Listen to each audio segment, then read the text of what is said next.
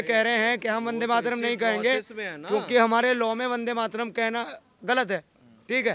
तो अब इंडिया में क्या है, तो उनके जो मोहम्मद साहब हैं वो कहते हैं कि जिस मिट्टी पर तुम जन्म लिए हो उसकी सजदा करना सबसे प्रथम कार्य है। राष्ट्र में रहते राष्ट्रगीत गाने में आपका क्या प्रॉब्लम है? मेरे फ्रेम में आप कुछ लोगों को देख रहे होंगे जिनमें से इनको आप बखूबी जानते हैं, एक्स मुस्लिम समीर हैं और ये सुप्रीम कोर्ट के वरिष्ठ वकील हैं, ये भी सुप्रीम कोर्ट के वकील हैं। अब मैं इनसे बात करना चाहता हूँ वंदे मातरम पर, जिसकी चर्चा शीतकालीन सत्र में संसद में होने वाली है, लेकिन कुछ मुस्लिम समुदाय को इससे बड़ी आपत्ति है, बड़ी दिक्कत है और ये मुद्दा कुछ दिनों से गरमाया हुआ है। अब जैसे वकील साहब, मैं आपसे एक सवाल पूछूं कि क्या वाकई संसद में इस मुद्दे पर चर्चा करने की ज़रूरत है? बिल्कुल ज़रूरत है, बिकॉज 1 दिसंबर से 19 दिसंबर तक ये सेशन चलेगा। पूरी दुनिया के इतिहास को देख लीजिए, जिस देश ने, जिस कॉन्टिनेंट ने अपने धरती का, अपने सभ्यता का, संस्कृति का मान सम्मान नहीं किया, वो ठोकर बिला गया। आप देख लिए, इवन जो टर्की जो अभी इतना ज़्यादा उछल रहा है, उसके पहले आप स्पेन की कहानी देख लीजिए। स्पेन में भी ऑटोमन साम्राज्य चलता था और जब ऑटोमन साम्राज्य जब वापस जाने लगा तो उन्होंने कहा कि ठीक है, हम जो अपनी जो मूल व्यवस्था है, संस्कृति है, हाँ, उसको हम रिगेन करेंगे, रिसर्च करेंगे। और आज भी जो है ऑटोमन की जितनी निशानी थी सबको ख़त्म कर कर जो है स्पेन जो है फिर से, तुर्की भी वही कर रहा है, बल्गेरिया भी वही कर रहा है। तो आज़ादी के बाद जो है भारत को क्या कहा गया? इंडिपेंडेंट नहीं कहा गया, डेमोक्रेटिक सॉवरेन रिपब्लिक कहा गया है। आप पढ़िए जाकर संविधान में। तो सॉवरेन का मतलब क्या होता है? द मीनिंग ऑफ सॉवरेन इन संप्रभु। संप्रभु का मतलब होता है कि कोई भी गुलामी की निशानी देश में नहीं रहेगी। और इस्लाम ने गुलाम किया, ब्रिटिशर्स ने गुलाम किया इस देश को, इस धरती को। तो इस धरती में जो भी भाषा, संस्कृति, खान पान, जो भी चीज़ गुलामियत को दर्शाता है उसकी नहीं रहनी, तब तो टोटली संप्रभु देश हुआ, सॉवरेन कंट्री हुआ। ठीक है, मान लेते हैं, लेकिन अभी की मैं बात करूंगा। आप जैसे वकील हैं तो संविधान की काफ़ी नॉलेज होगी। बिल्कुल, संविधान ही जो है ये इजाज़त दे रहा है कि वो अपने मजहब के हिसाब से ज़िंदगी गुजार सकते हैं इस देश में, राइट? तो जब वो खुद बोल रहे हैं, जैसे मदनी साहब को बड़ी आपत्ति है कि हमें हमारा मजहब इजाज़त नहीं दे सकता कि हम किसी की वंदना करें अपने इष्ट के अलावा। हमें ये बताइए कि हमें वो एक भी लाइन चाहे कुरान में या हदीस में या कहीं भी लिखकर बता दे या लिखा हुआ बता दे, समझे, कि मजहब में कहीं लिखा हो कि भाई जिस धरती, जिस मिट्टी पर तुमने जन्म लिया उसकी इबादत नहीं करो, उसकी वंदना नहीं करो, उसके सम्मान में काम नहीं करो। कहाँ लिखा हुआ? बाकायदा जो उनके जो मोहम्मद साहब हैं वो कहते हैं कि जिस मिट्टी पर तुम जन्म लिए हो उसकी वंदना करना, उसकी इबादत करना, उसकी सजदा करना, सजदा शब्द लिखा हुआ है, उसकी सजदा करना सबसे प्रथम कार्य है। सही बोल रहे हैं ये? ऐसा कुछ है कुरान में? जैसे आपने तो बखूबी कुरान कंठस्थ है आपको। देखिए, एक तो नेशन का कॉन्सेप्ट नहीं है इस्लाम में, ठीक है सर। इस्लाम में नेशन का कोई कॉन्सेप्ट नहीं है। इस्लाम में सिर्फ और सिर्फ उम्मत का कॉन्सेप्ट है। और उम्मत का मतलब ये होता है कि जहाँ जहाँ मुसलमान हैं, मोहम्मद साहब के फॉलोवर हैं, वो सारे इस्लामी शरीयत कानून को और कुरान को फॉलो करेंगे। कुरान कहता है कि अल्लाह हर गुनाह माफ़ कर देगा, जो भी गुनाह कोई इंसान करेगा चाहेगा तो माफ़ कर देगा। सिर्फ एक गुनाह माफ़ नहीं करेगा, वो गुनाह है शिर्क का गुनाह। यानी कि अगर आप एसोसिएट करते हो किसी और को अल्लाह के साथ, किसी और की पूजा करते हो, वंदना करते हो, इस वजह से वो लोग अपोज कर रहे हैं कि हम इस मातृभूमि की वंदना नहीं कर सकते, वंदे मातरम नहीं। तो धर्म संकट में फंस गए ना मदनी साहब कि धर्म बचाएं, मजहब बचाएं, या देश के लिए नमन कर दें। अब आपको बता दूं, मैं आपको ये बात ताकीद करता हूँ कि इस्लाम जो है कोई मजहब नहीं है, ना कोई रिलीजियन है, ना कोई धर्म है। अब पूछिए फिर क्यों डिसाइड कर रहे हैं? मैं डिसाइड इसलिए कर रहा हूँ, दुनिया का नहीं, लिसन, क्यों है ये सवाल पूछिए ना। सेकंड लार्जेस्ट पॉपुलेशन इस्लाम को फॉलो कर रही है। अरे मेरी बात तो सुन ले भैया, आपको सवाल ये पूछना चाहिए कि किस आधार पर आप कह रहे हैं कि इस्लाम रिलीजियन नहीं है, मजहब नहीं है, इसका सबूत क्या है, ये पूछना चाहिए। ये बता दीजिए। हाँ, आप पूछिए तो मैं जवाब दूंगा। बताइए क्या आधार है? हाँ, ये इसलिए आधार है कि इस्लाम जो है टोटली पॉलिटिकल मूवमेंट है, समझे। ये रह रह कर अपनी भाषा बोल देते हैं, बोली बदलते हैं, और जहाँ जोश कहीं अब देख लिए, एक तरफ शरिया की बात करते हैं और दूसरी तरफ संविधान का जो है, जिसको कहते हैं हम नहीं मानेंगे, उसी के तहत सारा लाभ उठाते हैं। हाँ, एक तरफ कहते हैं कि भाई ये क्या सूद का पैसा खाना, दिस करना, दैट करना, सुअर का जो मांस खाना हराम है कहते हैं ना।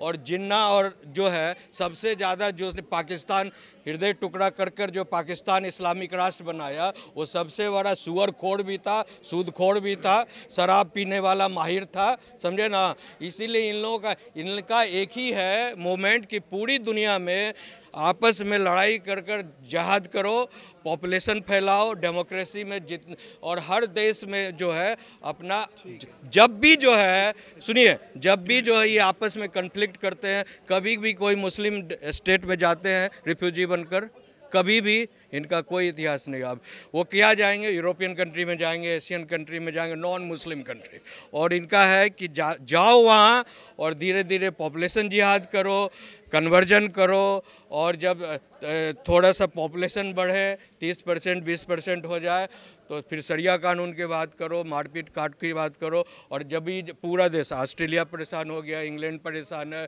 जर्मनी परेशान है, इटली परेशान है, सब जगह कह रहे हैं कि हमें जो अभी ये एक अलग विषय है कि उनका वो जाते हैं, यही तरीका है, तरीका चाहे जो भी है, लेकिन वंदे मातरम पे मैं वापस से बात करूंगा। पॉलिटिकल एक्यूजिशन का यही तरीका है, देश को हथियाने का तरीका है, ठीक है, समझे ना। जैसे मैं आपसे अगर मैं पूछूं सवाल, जो मदनी साहब जो कंसर्न है उनका, सवाल पूछो, उससे पहले जो आपने सर से सवाल पूछा और सर ने जवाब दिया, उसमें मैं कुछ कहना चाहता हूँ।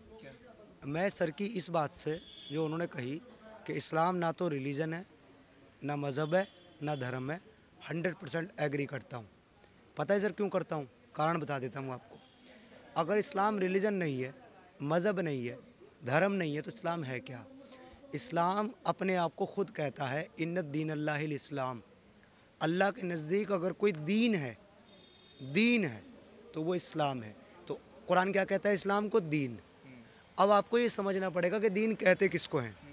लेकिन उससे पहले मैं आपसे एक सवाल पूछता हूँ। आपने कहा ना कि देश का कानून इजाज़त देता है कि मज़हब को फॉलो कर सकते हैं, मज़हब को फॉलो कर सकते हैं, पर दीन को फॉलो कर सकते हैं कि नहीं कर सकते, इसका जवाब आप ही मुझे दोगे। अब एक बात बताइए, हमारे देश के अंदर एक कॉन्स्टिट्यूशन, एक लॉ ऑलरेडी जो है लगा हुआ है, एक्टिव है, ठीक है। अब अगर कोई बाहर से दूसरी किसी कंट्री से कोई अपना लॉ लेकर के आए, अपना नियम कानून लेकर के आए, खुद का कॉन्स्टिट्यूशन, और कहे कि मैं भारत में इस कॉन्स्टिट्यूशन को फॉलो करूंगा जो कॉन्स्टिट्यूशन में लाया हूं, क्या भारत की सरकार इसको अलाउ करेगी या आप इसको अलाउ करेंगे? नहीं करेंगे ना। तो अब मैं आपको बताता हूँ दीन कहते किसको है। दीन कहते हैं law of Allah, constitution of Allah, which is शरिया। दिस इज़ दीन इस्लाम। तो जब सुनिए ना, तो जब आप भारत के अंदर कॉन्स्टिट्यूशन होते हुए दूसरे कॉन्स्टिट्यूशन को अलाउ नहीं करेंगे, तो फिर आप भारत के अंदर इस्लामिक शरिया जो खुद एक कॉन्स्टिट्यूशन है, उनका कानून है, उसको कैसे अलाउ करेंगे? कहाँ अलाउ हो रहा है? कौन अलाउ कर रहा है? तो ये वंदे मातरम ना कहना अलाउ करना ही तो हुआ, क्योंकि वो ये कह रहे हैं कि हम वंदे मातरम नहीं कहेंगे क्योंकि हमारे लॉ में वंदे मातरम कहना गलत है, ठीक है। तो अब इंडिया में क्या है? इंडिया में क्या है?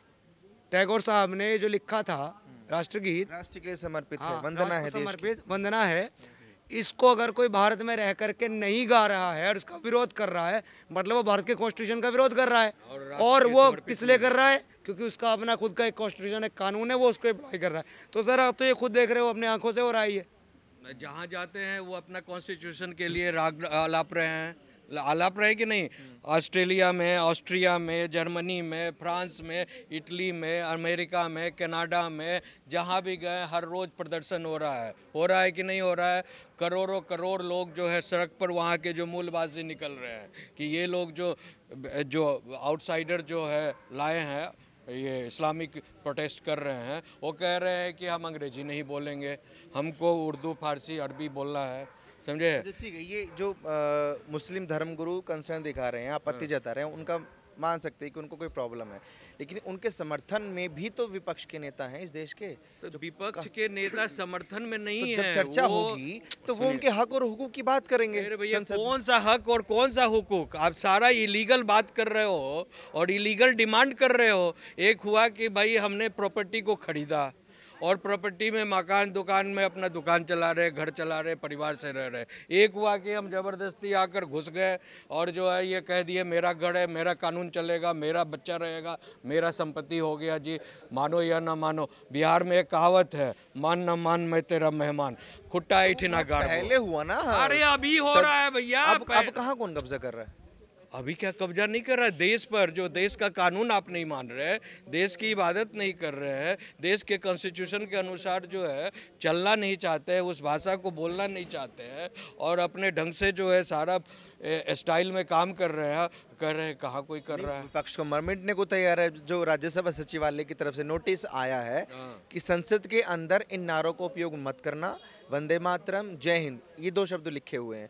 तो ममता दीदी तो कह रही है कि हम करेंगे, चूर चूर हो जाएगा जो इसको तोड़ने की कोशिश करेगा। ये बंगाल का अपमान है, वो तो मर मिट रहे हैं इसका। अब ये है कि वो केवल बंगाल का अपमान किए इसीलिए कि बंगाल से ये शब्द निकला है वंदे मातरम, और जय हिंद शब्द जो है निकला है सुभाष चंद्र बोस से, ठीक है ना।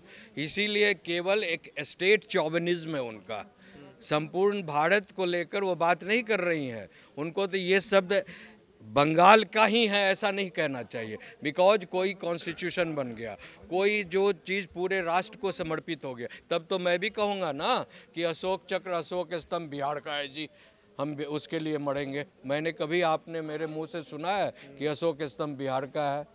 हाँ, नहीं है ना। सम्राट अशोक बिहार के हैं ऐसा तो नहीं कहा गया। सम्राट अशोक संपूर्ण भारत के थे। अशोक स्तंभ जो है संपूर्ण भारत का सिंबल है। तो ये बात कहना ममता बनर्जी का कि हम मर मिटेंगे, ये तो वंदे मातरम और जय हिंद बंगाल का है, ये सब जो है पुलिसनेस है, लोगों को बुड़बक बनाने वाला, समझे ना, चौबनिस्टिक स्टेटमेंट है। बाकी दिक्कत है उनको पर्सनली वंदे मातरम से, आपको लगता है? अंदर से तो उनको हर चीज़ से जो प्रॉब्लम है, जिससे मुस्लिम को प्रॉब्लम है, समझे ना, हर चीज़ से प्रॉब्लम। ये चर्चा होनी चाहिए संसद में इस मुद्दे पर, होना चाहिए। और वही ममता दी इसके पहले भी बोले हम वंदे मातरम के बाद बोले हम वंदे मातरम क्यों बोलने जाएंगे, हम बंगे बांग्ला तो बोलते ही है। तो ये भी बात उन्होंने बोले हैं। और वंदे मातरम माँ को वंदना करना। बंगाल से हैं? हम बंगाली है। हाँ, तो मैं इसलिए बोल रही थी कि भारत की जो भी एक संवैधानिक या सम्मान में जो सूचक बात होता है उसमें हिंदू मुस्लिम नहीं करना चाहिए। और जो भी इस देश का अन्न खाते हैं, यहाँ पे सांसें ले रहे हैं, इस धरती में जी रहा है और जो देश में रह रहे हैं, उस देश का कानून में जो भी है उसको मानना चाहिए। इस तरीके से इस पर आपत्ति जताई, उनको देख कर लगता है वाकई कि ये देश पर मरने और मिटने वाले हैं, क्योंकि राष्ट्रगीत है, वो कह रहे कि हम इसका अपमान बर्दाश्त नहीं करेंगे। तो ये एक छवि अलग है। आपको नहीं लगता कि वो बढ़िया है ये चीज़? वो डबल रंग दिखाने वाली लेडी है और वो अभी कुछ बोली और इसका पहले भी कुछ और बोली। अभी जैसे उन्होंने जो रंग दिखाते आए हैं वो कभी ना कभी ऐसा नहीं बोला कि हम किसी के ऊपर ज़बरदस्ती करो कि वो ना गाए वंदे मातरम या जन गण मन या वंदे मातरम, हिंदुस्तान जिंदाबाद, कुछ भी जो है। यहाँ पे आप देखे होंगे कि कोई भी गेम पाकिस्तान इंडिया का खेल हो रहा है या कुछ भी हो रहा है तो तुरंत यहाँ पे स्लोगन देने लगता है कि ये पाकिस्तान जिंदाबाद। कितना बेवकूफ़ी वाला बात है। मतलब उसको बेसिक नॉलेज भी नहीं है कि हम कोई देश में रह रहे हैं, देश का रूल को फॉलो करना चाहिए। तुम इसी देश में रहते हो और दूसरे का करते हो। यही चीज़ मैं रिक्वेस्ट करूँगी कि आप अगर मुस्लिम हो तो मुस्लिम कंट्री में जाओ और जाके आपने दूसरे कंट्री का जय जयकार करो। और या तो ये बोल के दिखा दो कि हम इस देश का ये राष्ट्रगीत या इसको हम नहीं मानेंगे, करके तुम देखो। आज सुबह का तुम्हें सूरज दिखने का, दिन दिखने का मौका मिल जाए तो मैं तो तुम्हें स्वागत के लिए ताली बजाऊंगी। तो यहाँ पे बोलना आसान होता है। एक्चुअली यहाँ पे हमारा लगता है कि हम लीगल से हो, लेकिन हमारा कानून व्यवस्था में जो संवैधानिक जो संरक्षक है, चीफ जस्टिस ऑफ इंडिया या हमारा जो सुप्रीम कोर्ट है, इनको इस सब मैटर में बहुत सख्ती से उनको संज्ञान लेना चाहिए और इसको देखना भी चाहिए क्योंकि हमारा संवैधानिक जो अधिकार या जो कुछ कर्तव्य दिया गया है, एक्चुअली बात क्या है, हमारे देश में ना अधिकार के बाद ज़्यादा होता है राइट के बाद। और अगर कोई पे अधिकार में थोड़ी सी कमी हो गया तो सब स्लोगन देने के लिए रोड में निकला जाता है, इनकलाब जिंदाबाद बोल के। लेकिन मुझे बहुत ही अफसोस होती है कि यहाँ पे संविधान में ये भी दिया है कि इंडियन ड्यूटीज़ कर्तव्य हर पब्लिक को, तो उसका ना ज्ञान की बहुत कमी है। इसको स्कूल में कम फॉलो कराया जाता है या हर जगह में कम बोला जाता है। ये कदम जो उठाया योगी सरकार ने कि हर स्कूल में और मदरसे में लागू कर दो, अनिवार्य कर दो कि राष्ट्रीय गीत गाए। अरे राष्ट्र में रहते राष्ट्रगीत गाने में आपका क्या प्रॉब्लम है? आप खा रहे हो, डेफिनेटली करते हैं, हम स्वागत करते हैं। और ये पूरा हिंदुस्तान में ही होना चाहिए था, ये पहले होना चाहिए था। हमें अफसोस है कि आज आज़ादी के इतने साल के बाद ऐसे कदम उठाया जा रहा है। शुरू से ही लॉ होना चाहिए कि अब हमारा देश में रह रहे हो, हमारा देश का हर चीज़ कानून को मानेंगे। अगर हम बोलेंगे हम नहीं मानेंगे, हम इराक के मानेंगे, ऐसा नहीं ना होगा।